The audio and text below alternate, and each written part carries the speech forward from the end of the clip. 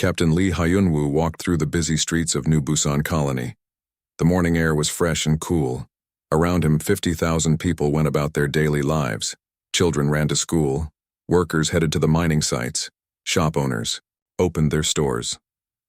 Everything looked normal and peaceful. But Lee Hyunwoo felt something was wrong. He had been a soldier for 20 years before coming to this distant planet. His gut feelings had saved his life many times. Today, that feeling was back. He stopped at the central square where a large fountain played cheerful music. The water sparkled in the morning sun. People sat on benches drinking coffee and talking. A group of children played near the fountain, their laughter filling the air. "Captain Lee," someone called out. He turned to see Dr. Park So Young hurrying toward him. She was the colony's chief medical officer. Her face looked worried. "Dr. Park," Lee Hyunwoo said. "You look troubled." "I need to show you something," she said. "It's about the local animals." They walked together toward the medical center. The building was white and clean, like most structures in New Busan Colony. Inside, Dr. Park led him to her office. Charts and data screens covered the walls. "Look at this," she said, pointing to a large map on the wall. Red dots marked locations across the continent. These show where we normally see wildlife. Birds, small mammals, even the big rock crawlers. Lee Hyunwoo studied the map. "I see lots of red dots." "That was last month," Dr. Park said. She pressed a button. The red dots disappeared. Only a few remained. "This is now." "Where did they go?" Lee Hyunwoo asked. "They're all moving away from our area, fast. It's like they're running from something." Lee Hyunwoo felt his stomach tighten. Animals often sensed danger before humans did. "Any idea what scared them?" "None," Dr. Park said. "Our sensors don't show anything unusual. No earthquakes, no storms, no chemical leaks, but every animal for hundreds of kilometers is fleeing." Lee Hyunwoo's communication device beeped. He answered it quickly. "Captain, this is Kim Tae-ho at the communication center," a voice said. "We're getting strange readings from the long-range sensors." "What kind of readings?" Lee Hyunwoo asked. "Big objects, really big, coming toward our system." "I'll be right there," Lee Hyunwoo said. He looked at Dr. Park. "Come with me." They hurried through the colony's streets. The communication center sat on a hill overlooking the main settlement. Inside, engineer Kim Tae-ho stood before a wall of screens and displays. His fingers moved quickly over the controls. "Show me," Lee Hyunwoo said. Kim Tae-ho pointed to a large screen. It showed space around their solar system. Several bright dots moved slowly toward them. "How big are those objects?" Dr. Park asked. "Each one is at least 5 kilometers long," Kim Tae-ho said. "Maybe bigger. I've never seen ships that size." Lee Hyunwoo felt cold. "Ships? Has to be. They're moving in formation, and they're definitely heading here." "Try to contact them," Lee Hyunwoo ordered. Kim Tae-ho nodded. His hands flew over the controls. "Unknown vessels, this is New Busan Colony. Please identify yourselves and state your intentions." They waited. The only sound was the humming of machines. "Unknown vessels, this is New Busan Colony," Kim Tae-ho repeated. "We are a peaceful mining settlement. Please respond." Still nothing. Lee Hyunwoo watched the dots on the screen. They kept moving toward the planet. "How long until they reach us?" "At their current speed, about 6 hours," Kim Tae-ho said. "Keep trying to contact them," Lee Hyunwoo said. "I need to alert the colony."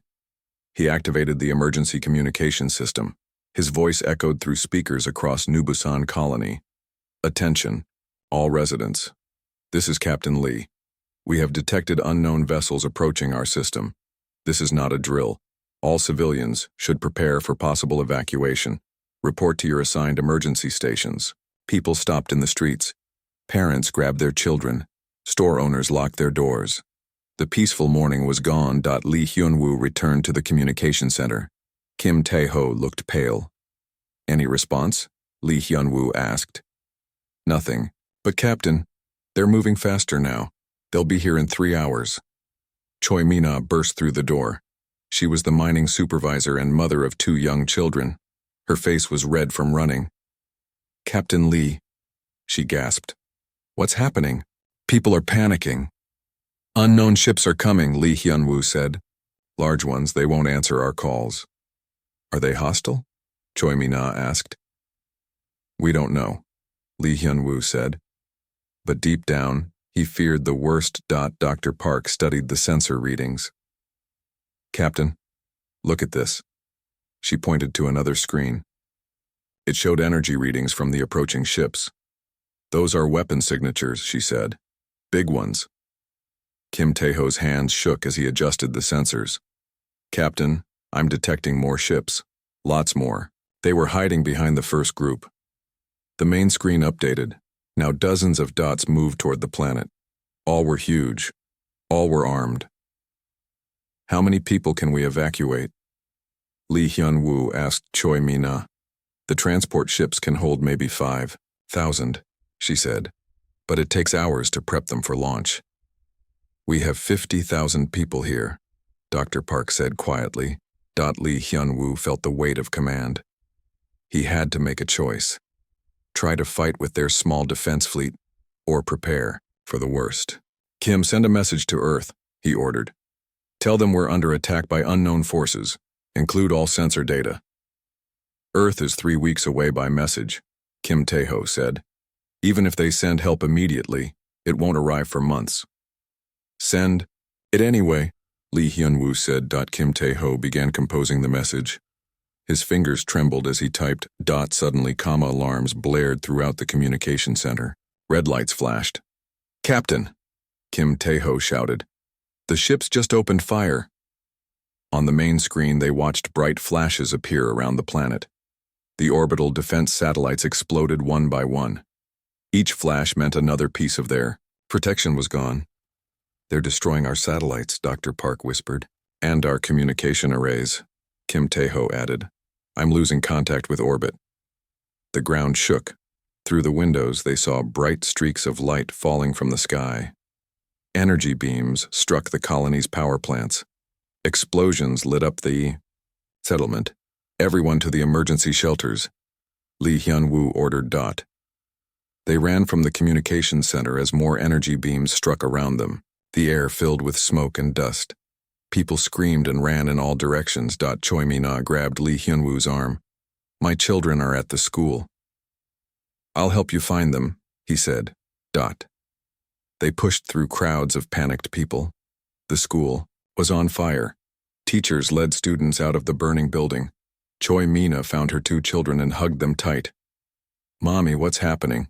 Her daughter asked. We have to go somewhere safe, Choi Mina said. Lee Hyun-woo led them toward the mining tunnels. The underground passages might protect them from the energy weapons, but as they ran, more beams struck the colony. Buildings exploded. The hospital collapsed in flames. Kim Tae-ho caught up with them.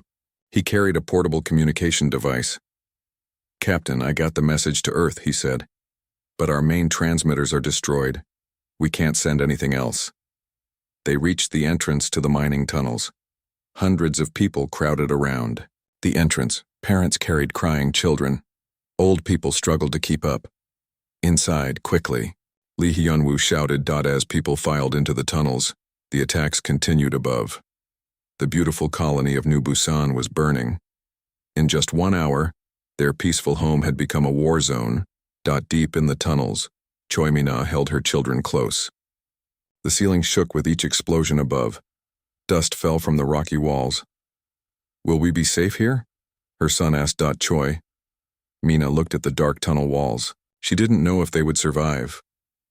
But she had to give her children hope. Yes, she whispered. We'll be safe here. But even as she said it, she wondered if anyone would ever know what happened to New Busan Colony. The aliens had come without warning. They attacked without mercy. And somewhere in the darkness above, their ships waited to finish what they had started. 3 weeks later, the emergency signal from New Busan Colony reached Earth. Admiral Song Ji-hai sat in her office at Luna Command, staring at the message on her screen. She had read it 5 times, but the words still seemed impossible. Unknown. Alien fleet attacked colony. Massive ships. No communication attempt successful. Orbital defenses destroyed in minutes. Colony under bombardment. Requesting immediate assistance. The message ended there. No follow-up signals had arrived. Admiral Song pressed a button on her desk. Get me General Yoon Sang-mi in Priority 1. Within minutes, General Yoon entered her office. He was a tall man with gray hair and serious eyes. He had commanded colonial defense forces for 15 years. Admiral, he said, I assume this is about New Busan. You've seen the message? Yes, my intelligence team is analyzing it now. General Yoon sat down across from her desk. What do you think happened? Admiral Song turned her screen toward him. Look at the tactical data they managed to send. The screen showed energy readings and ship configurations. The alien vessels were enormous. Their weapons output was beyond anything in human records. These aren't exploration ships, General Yoon said. These are warships. Big ones. Each ship carries enough firepower to destroy an entire planet. AI specialist Lim Da-eun knocked on the door and entered. She was young but brilliant, one of the best. Analyst in the military. Her face looked pale. Admiral, I've finished analyzing the data, she said. You're not going to like what I found. Tell us, Admiral Song said. Lim Da-eun activated a holographic display in the center of the room. It showed the alien fleet formation as they approached New Busan colony. These ships moved in a specific pattern, she explained. It's called a cleansing formation. What does that mean? General Yoon asked. It means they weren't there to conquer or steal resources. They were there to kill everything. Admiral Song felt her stomach drop. How can you be sure? I compared their formation to historical battle patterns from other species. This exact pattern has been used before, always for the same purpose, complete extermination. The room fell silent. Admiral Song stared at the holographic display. 50,000 people had lived on New Busan colony. Families, children, all gone. There's more, Lim Da-eun continued. Our long-range sensors are detecting movement near Kepler 186f. The Harmony colony, General Yoon said. 30,000 people. The same alien fleet is heading there now, Lim Da-eun confirmed. Admiral Song stood up quickly. How long do they have? Based on the fleet speed, maybe 2 weeks.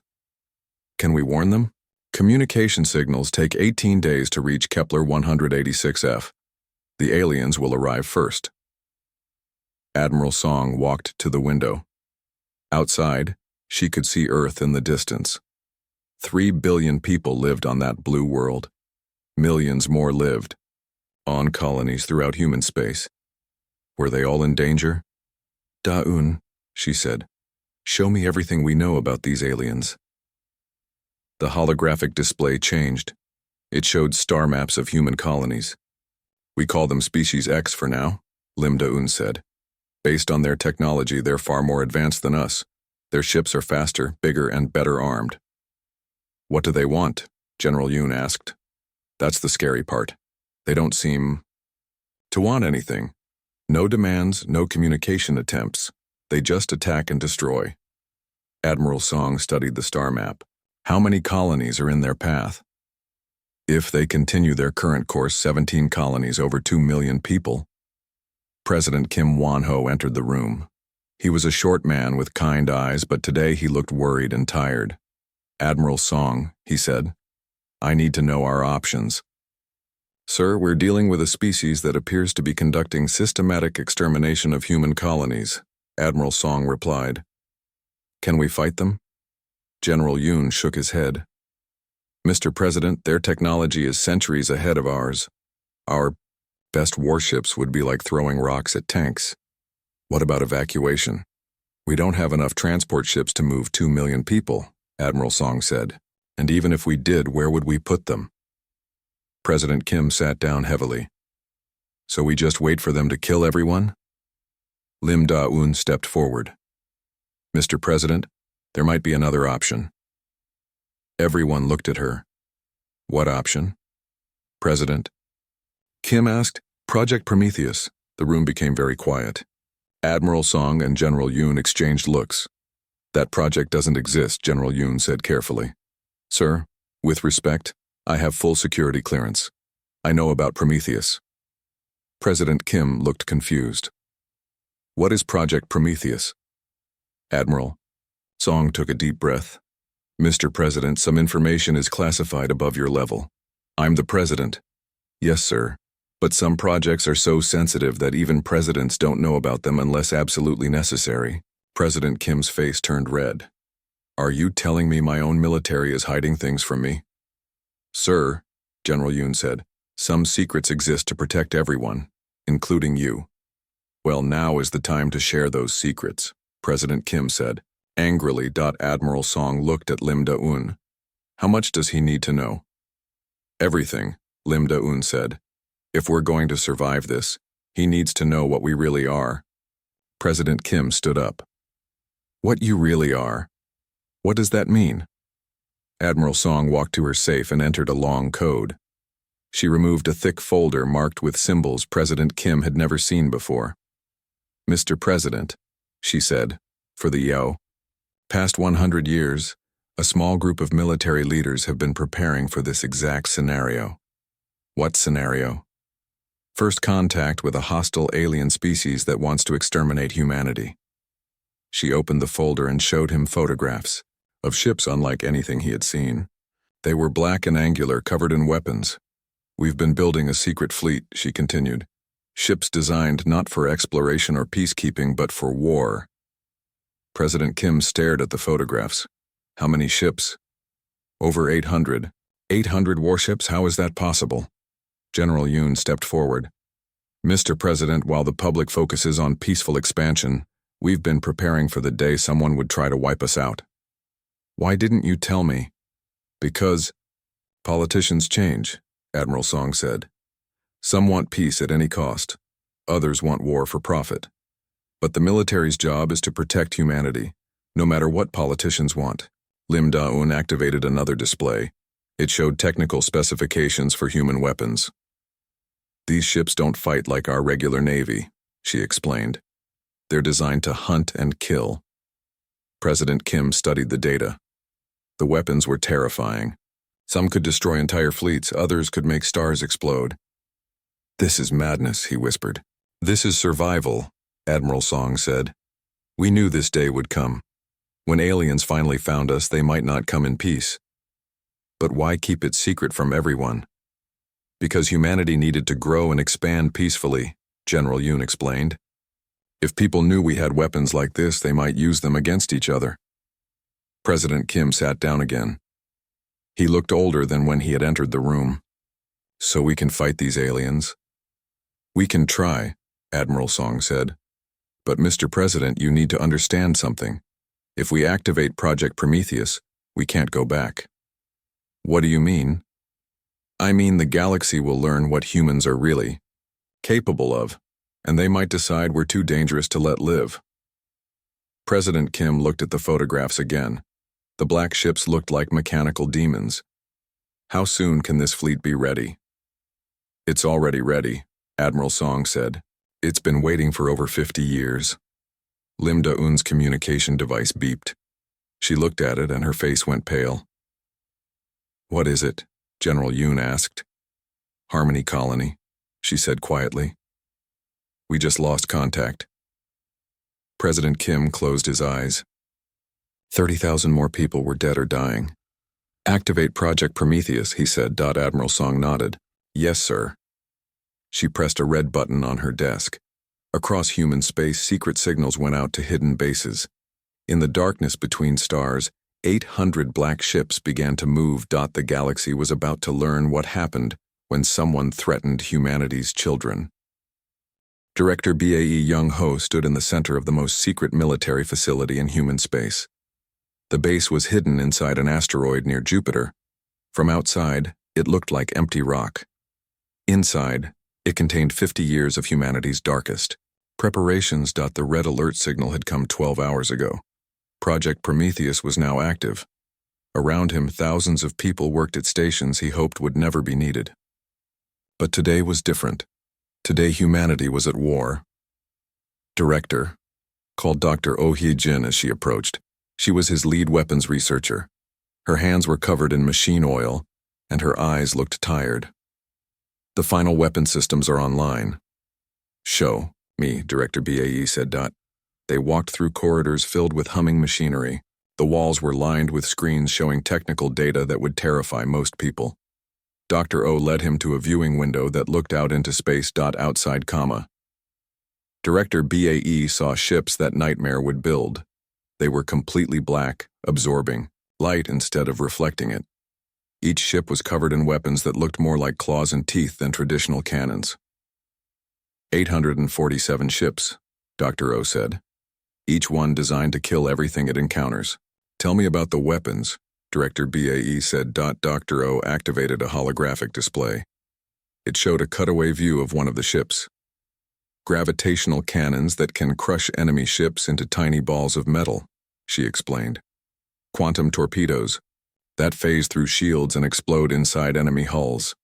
And something we call the Reaper beam. What does the Reaper beam do? It breaks apart the bonds between atoms. Anything it touches simply stops existing. Director BAE nodded. These weapons had been built after studying every form of alien technology humanity had ever encountered. They were designed to be more terrible than anything the galaxy had seen. Commander Seo Dong-wook entered the viewing area. He was a veteran of the Centauri Wars and had trained special forces for 20 years. His face was scarred from battles. Most people didn't know it happened. Director, he said, my ghost battalions are ready. How many soldiers? Director BAE asked. 50,000. Each one equipped with technology that makes them invisible to most sensors. They can walk through, solid walls survive in vacuum, and their weapons can kill from inside enemy armor. Director BAE looked at Commander Seo's equipment. His armor was also black, but it seemed to shift and move like living shadow. The suits use technology we took from aliens who tried to invade Earth 30 years ago, Commander Seo explained. The public never knew about that attack. We made sure the aliens never reported back to their homeworld. What happened to those aliens? Dr. O asked. We studied them, learned from them. Then we made sure they could never threaten anyone again. A young officer approached them. It was Captain Jang Min-ho, the test pilot for their most advanced ships. He looked excited and nervous. Director, he said, the Apex Predator is ready for combat trials. Show me, Director BAE said. They took a transport to the main hangar. Inside was a ship unlike anything in human records. It was 3 kilometers long and covered in weapons. But what made it special was how it moved. The ship seemed to flow through space like liquid metal. She doesn't follow normal physics, Captain Jang explained. We reverse-engineered alien technology from 6 different species. The ship can phase between dimensions, making it almost impossible to hit. And its weapons, Director BA asked. BAE. Enough firepower to destroy a small moon. But that's not the scary part. What is? The AI controlling the ship. We didn't build a computer to help pilots fight. We built a computer that thinks like a predator. Director B felt a chill. Explain, Doctor. O stepped forward. We studied how Earth's most successful predators hunt. Wolves, sharks, tigers. Then we taught the AI to think the same way. The ship doesn't just attack enemies, Captain Jang continued. It hunts them. It learns their patterns, finds their weaknesses, and then kills them in the most efficient way possible. An alarm sounded throughout the base. A voice echoed from speakers everywhere. Director BAE Young-ho to Operations Center. Priority Alpha. They hurried to the main command center. It was a vast room filled with screens showing data from across human space. In the center stood Fleet Admiral Kwon Seok-jin, the man who would command humanity's hidden fleet. Director, Admiral Kwon said, we have a problem. What kind of problem? 3 more colonies have been destroyed. The alien fleet is moving faster than we expected. How long until they reach Earth? 6 months, maybe less. Director BAE studied the tactical displays. The alien fleet was huge and powerful, but they were moving in predictable patterns. Admiral, what do our analysts say about their strategy? AI specialist Lim Da-yoon appeared on a communication screen from Earth. Director, she said, we've identified their pattern. They're not just randomly attacking, they're following specific routes through our territory. What routes? Trade routes, communication networks. They're systematically cutting our colonies off from each other. Dr. O realized what this meant. They're not just killing us. They're making sure we can't coordinate a defense. Exactly, Lim Da-eun confirmed. But there's something else. We've detected similar attacks on other species. Other species? Director Bay asked. The Centauri Collective was attacked 3 years ago, the Vegan Republic 2 years ago. At least 12 different civilizations have been completely destroyed. Commander Seo stepped forward. This isn't just an attack on humanity. Someone is cleaning out this entire section of the galaxy. Who would do such a thing? Captain Zhang asked. We don't know, Admiral Kwan said, but we know what we're going to do about it. Director BAE looked at the assembled officers. These were the people who had prepared for humanity's darkest hour. They had built weapons that could crack planets. They had trained soldiers who could kill gods. They had created ships that hunted, like mechanical demons. Admiral, he said, deploy the fleet. Sir, are you sure? Once we show the galaxy what we're capable of, there's no going back. They started this war when they killed our people. Now we finish it. Admiral Kwan nodded. He activated his command console and began issuing orders. All Prometheus units. This is Fleet Command. Authorization Omega 77. Begin immediate deployment to Sol system. Across the hidden base, ships began to move. They emerged from asteroid hangars and hidden stations throughout the outer solar system. Each ship was crewed by people who had volunteered for humanity's most dangerous mission. Director BAE watched them go on the main screen. The ships moved in perfect formation, but they didn't look like any human fleet in history. They looked like a pack of hunters heading out to kill. Director, Dr. O said quietly, what if we lose? We won't lose, Director BAE replied. We can't afford to. But what if we do? Director BAE looked at her. Then we'll make sure the galaxy remembers what happens when someone tries to exterminate humanity. We'll hurt them so badly that no one will ever try it again. Commander Seo checked his equipment one more time. My ghost battalions are boarding the assault ships. We'll be ready for ground operations. Ground operations? Captain Zhang asked. We're not just going to sink their ships, Commander Seo said. We're going to board them. We're going to make them afraid of the dark. On the main screen, they watched as humanity's secret fleet assembled in deep space. 800 black ships, each one carrying enough destruction to level cities. But more than that, each ship carried the promise of vengeance for New Busan Colony, Harmony Colony, and all the others. Director BAE activated the communication system that connected to every ship in the fleet. This is Director BAE Jung-ho, he announced. For 50 years we have prepared for this day. We have built these ships. We have trained these soldiers. We have created these weapons, all in the hope we would never need them. He paused, looking at the black fleet on the screen. Today, we unleash everything we have built, not for conquest, not for glory, but for survival. The galaxy has decided that humanity should not exist. We are going to prove them wrong. The fleet began to move toward the edge of the solar system. Soon, they would meet the alien extermination fleet, and the galaxy would learn why humans had spent 50 years preparing for war. Fleet Admiral Kwan Seok-jin stood on the bridge of the apex predator. Around him, the ship hummed with deadly energy. Through the viewing windows, he could see the rest of humanity's secret fleet. 847 ships moved through space like a pack of mechanical wolves. Admiral, called Captain Ryu Yun-seo from her station.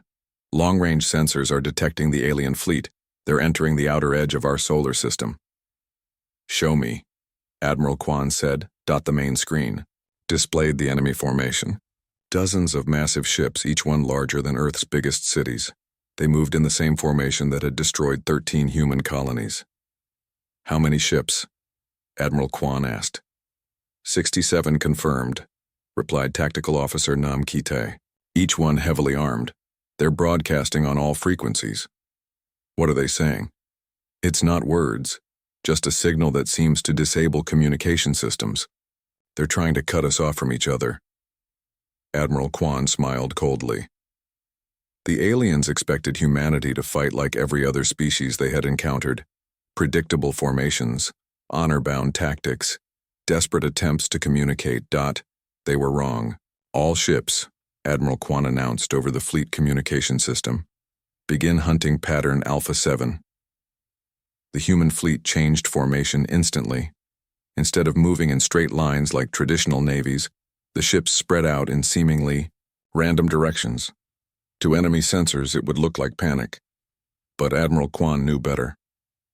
"Sir," Captain Ryu said, "the enemy fleet is trying to establish a blockade formation around Earth." "Let them," Admiral Kwan replied. "They're thinking like conquerors. We're thinking like predators." The alien ships moved into position around Earth and its moon. Their formation was perfect for preventing escape or reinforcement. It was also perfect for what Admiral Kwan had planned. "Nam Kite," he said to his tactical officer, "activate the Reaper protocol." "Yes, sir." Nam Kite's fingers moved across his controls. Throughout the human fleet, ships began to vanish from sensors, not destroyed, simply gone.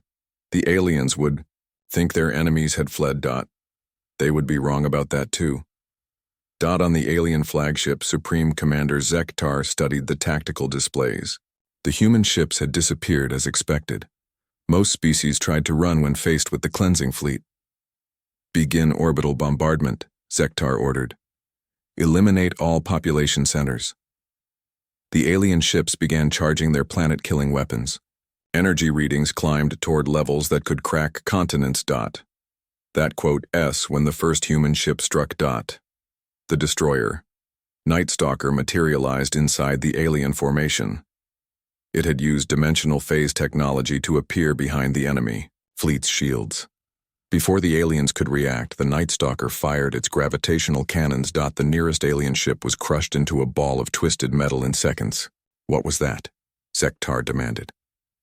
"Unknown, sir. The humans are using weapons we've never encountered." More human ships began appearing throughout the alien formation. They emerged from dimensional rifts, from stealth fields that bent space itself, from positions that should have been impossible to reach. Captain Ryu watched from the Apex Predator's bridge as the battle unfolded. "The enemy is trying to regroup," she reported to Admiral Kwan. "Show them what happens when prey tries to fight back," he replied. The Apex Predator phased into normal space directly above the alien flagship. Its quantum torpedoes passed through the enemy's shields and exploded inside their hull. The alien ship began breaking apart from within. Throughout the battle zone, human ships used tactics the galaxy had never seen. They didn't fight in formation, they hunted in packs. When alien ships tried to target them, the human vessels would vanish and reappear somewhere else. Marine Colonel Han Yu-jin led the boarding operations. Her assault ships were small and fast, designed to attach to enemy hulls like parasites. "Hello, boarding team," she announced. "Remember your training. We're not soldiers today. We're the thing that goes bump in the night." Her ship clamped onto an alien cruiser. The boarding pods fired, punching through the enemy hull. Colonel Han and her ghost battalion poured into the alien ship. Inside the corridors were filled with strange light and alien atmosphere. The enemy crew was tall and insect-like, with multiple arms and compound eyes. They carried energy weapons and wore armor that shimmered with protective fields. They had never fought humans before. Colonel Han's soldiers moved like shadows. Their armor made them nearly invisible. They could walk through walls using phase technology. Their weapons fired rounds that ignored enemy armor completely. The aliens tried to fight back, but it was like fighting ghosts. Human soldiers would appear behind enemy lines, eliminate targets, and vanish before the aliens could respond. "Section 7 cleared," reported one of her sergeants. "Section 12 secured," called another. Within minutes, the entire alien ship was under human control. The surviving aliens huddled in their command center, unable to understand how their advanced technology had failed them. Similar scenes played out across the battle zone. Human boarding parties took ship after ship, but they weren't interested in prisoners or glory. They were interested in sending a message. On the bridge of the apex predator, Admiral Kwan received reports from across the fleet. 37 enemy ships destroyed, Captain Ryu reported. 18 captured. Our casualties are minimal. What about their flagship? Admiral Kwan asked. Still operational, but heavily damaged. They're trying to retreat. No, Admiral Kwan said. Let them go. Sir? Namkite looked confused. We want survivors. We want them to report back to whoever sent them. On the alien flagship, Supreme Commander Zektar could not believe what had happened. His cleansing fleet had destroyed hundreds of worlds. They had eliminated dozens of species. No one had ever fought back effectively. But these humans didn't fight like civilized beings. They fought like the monsters from Zektar's worst nightmares. Sir, his tactical officer reported, the humans are withdrawing, but they're doing something to our captured ships. On the screen, Zektar watched human engineers working on the alien vessels they had taken. They weren't trying to repair them or steal their technology. They were modifying them. What are they doing? Zektar asked. Unknown, sir. But energy readings suggest they're installing some kind of broadcast equipment. Suddenly, every communication system in the alien fleet activated at once. A human voice spoke in perfect alien language. I am Fleet Admiral Kwan Seok Jin of the Human Defense Fleet, the voice said. You came to our system to exterminate us. You destroyed our colonies. You killed our families. The voice paused. In the silence, Zektar could hear the sounds of his own ships being torn apart by human weapons. We received your message, Admiral Kwan continued. Now we send our reply. The captured alien ships exploded simultaneously, but instead of normal explosions, they released clouds of nanomachines that began spreading through space. What are those? Zektar's tactical officer asked. Recording devices, Admiral Kwan's voice explained. They will follow your ships wherever you go. They will record everything you do. And when you report back to your masters, they will carry our message with them. Zektar felt fear for the first time in his long military career. Tell your leaders, Admiral Kwan said, that humanity is not prey. We are not victims. We are the species that turns predators into prey. We are what goes hunting in the dark between stars. The human fleet began to withdraw, but their ships moved in formations that made Zektar's skin crawl. They looked like a pack of wild animals returning to their den after a successful hunt. And tell them, Admiral Kwan's voice added, that if they send another fleet to exterminate us, we will show them what we learned from the last species that tried. The communication ended. Zektar looked around his damaged bridge. Half his fleet was destroyed. His most advanced ships had been taken apart like children's toys. Sir, his navigator asked, what are your orders? Zektar stared at the retreating human fleet. In all his experience, he had never seen anything fight like that. The humans didn't just win the battle. They had made it look easy. Deros, for home, he said quietly, and prepare a full report for the collective. What should the report say, sir? Zektar thought about the human admiral's words. He thought about ships that could appear from nowhere, soldiers that could walk through walls, and weapons that unmade matter itself. Tell them, he said, that we found something in this system that we were not prepared for. As the surviving alien ships limped away from Earth, Admiral Kwan watched them go. The battle was over, but the war was just beginning. 6 months after the battle at Earth, Ambassador Lee Soo-jin stood before the Galactic Collective Assembly. The Great Hall was filled with representatives from hundreds of alien species. Their forms were strange and varied. Some looked like giant insects, others like living crystals, still others like clouds of gas held together by energy fields. They were all afraid. Honored delegates. Ambassador Lee began speaking into the translation device that would carry her words to every species present. I bring greetings from humanity and a message from our government. Murmurs rippled through the assembly. Since the destruction of the cleansing fleet, every species in the galaxy had been talking about the humans. Most of the talk was whispered in fear. We understand there has been some concern about recent events in our solar system, Ambassador Lee continued. We are here to address those concerns. Supreme Counselor Vex Han, the leader of the collective, activated his communication device. He was an ancient being that looked like a massive jellyfish floating in a tank of glowing liquid. Ambassador Lee, his voice echoed through the hall, your species destroyed a collective authorized peacekeeping fleet. You must answer for this. Aggression. Ambassador Lee remained calm. Behind her, Captain Park Jae-sung stood at attention. He commanded humanity's deep space reconnaissance forces. The information his ships had gathered would change everything.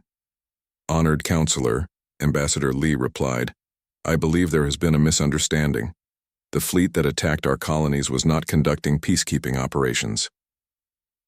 The cleansing fleet was authorized to deal with potential threats to galactic stability, Vex Han said.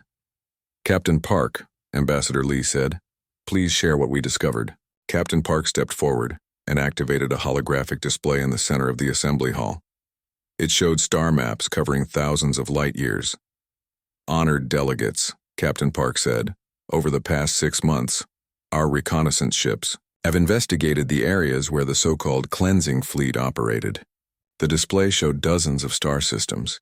Each one was marked with a red symbol. These systems once contained thriving civilizations: the Vegan Republic, the Centauri Collective, the silicon-based communities of the Outer Spiral. 47 different species in total. Gasps and electronic sounds of distress came from the assembled delegates. They're all gone, Captain Park continued. Every planet stripped clean. Every population center destroyed. Over 6 billion intelligent beings, wiped out completely. The hall erupted in shocked communications between the different species. Supreme Counselor Vex Han's tank began glowing brighter, indicating his agitation. This is impossible, Vex Han declared. The cleansing fleet was sent only to eliminate specific threats. What threats? Ambassador Lee asked. 6-year-old children on New Busan Colony, farmers on Harmony World, artists and teachers and families living peaceful lives. She activated another display. This one showed the final communications from the destroyed human colonies. These are the last messages from our people. Listen to them. The hall filled with the sounds of children crying, parents saying goodbye to their children, and desperate pleas for help that no one answered. The peacekeeping fleet you authorized committed genocide, Ambassador Lee said. Not once, not twice, 47 times. Delegate Korthax of the Crystalline Assembly activated his communication device. His voice sounded like breaking glass. Even if this is true, he said, your response was extreme. You destroyed an entire fleet. Yes, Ambassador Lee replied. We did. She looked around the hall at the assembled aliens. We received an SOS from our colony. Our people were under attack by an overwhelming force that showed no mercy, so we sent our own fleet to respond. A fleet that fights like demons, whispered Delegate Tor of the Insectoid Confederation. A fleet that appears from nowhere and vanishes like ghosts, added Representative Xyloth of the Energy Beings. Ambassador Lee smiled, but it was not a friendly expression. You're absolutely right, she said. Our fleet was designed by the thing you fear most. What thing? Supreme Counselor Vex Han asked. A species that refuses to be prey. The hall fell silent. Ambassador Lee activated one final display. This one showed the current positions of human ships throughout the galaxy. For the past 6 months, our reconnaissance vessels have been mapping every system, every trade route, every military installation in collective space. The display showed hundreds of small dots moving through space. They were everywhere. We found something interesting, Captain Park added.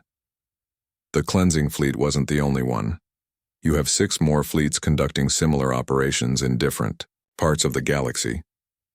Impossible, Vex Han declared. 3 of them have already been eliminated, Ambassador Lee said calmly. The assembly erupted in panic. Delegates began communicating rapidly with their homeworlds. Several species activated emergency protocols. "You're at war with the collective," Delegate Korthax accused. "No," Ambassador Lee replied. "We're at war with genocide. The collective authorized the systematic murder of entire civilizations. We're stopping it." She gestured to Captain Park, who activated another display. This one showed battle footage from recent engagements. The 4th Cleansing Fleet was eliminated at the Proxima Centauri system 2 weeks ago. The 6th Fleet was destroyed at Wolf 359 yesterday. The 9th Fleet will be engaged within the next 72 hours. "How?" whispered Representative Zillith. "Our fleets are the most advanced in the galaxy." "They were," Captain Park corrected. "But you never fought someone who studied you first." He showed technical analysis of alien weapons and defenses. "For every technology you used against us, we developed 3 countermeasures. For every tactic you employed, we created 5 responses. You taught us how to fight you by fighting us." Ambassador Lee stepped forward. "But we're not here to threaten you," she said. "We're here to offer you a choice." "What choice?" "Supreme," Counselor Vexhan asked. "End the genocide. Recall your remaining fleets. Allow the surviving species to rebuild." "And if we refuse?" Ambassador Lee's expression hardened. "Then you'll discover what happens when you try to exterminate a species that specializes in making extinction-level threats extinct." She activated her personal communication device. Images appeared showing massive human shipyards in deep space. "We're building more ships, bigger ships. Ships designed specifically to hunt down and eliminate cleansing fleets wherever they operate." "This is madness," Delegate Torg said. "You're one species against the entire galaxy."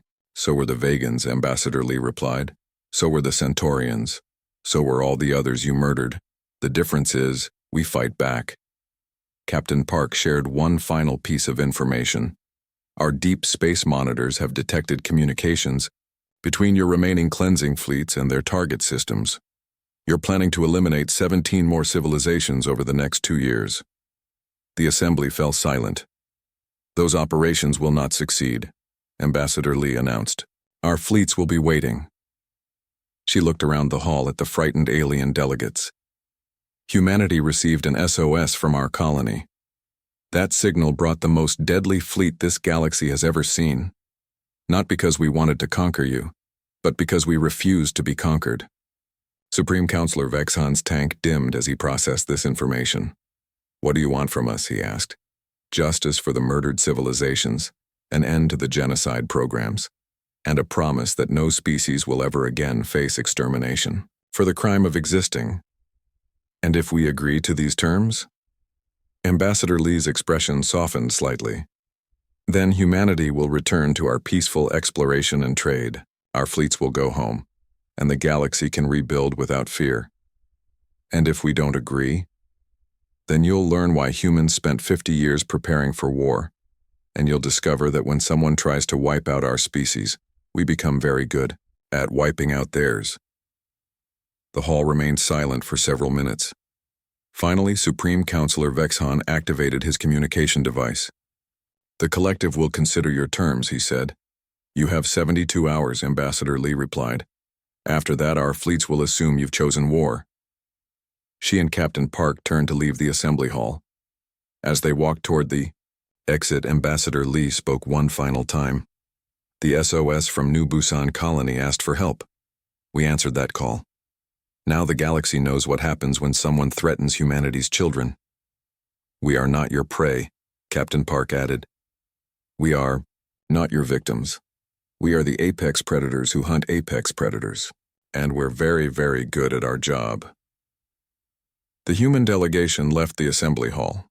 Behind them, hundreds of alien species began the most important debate in galactic history. The choice was simple: end the genocide, or face the species that had turned extinction-level threats into an extinct threat themselves. 3 days later, the collective voted unanimously to recall all cleansing fleets and establish a new galactic charter protecting the rights of all sentient species. The SOS from New Busan Colony had indeed brought the most deadly fleet the galaxy had ever seen. It just wasn't the fleet anyone had expected.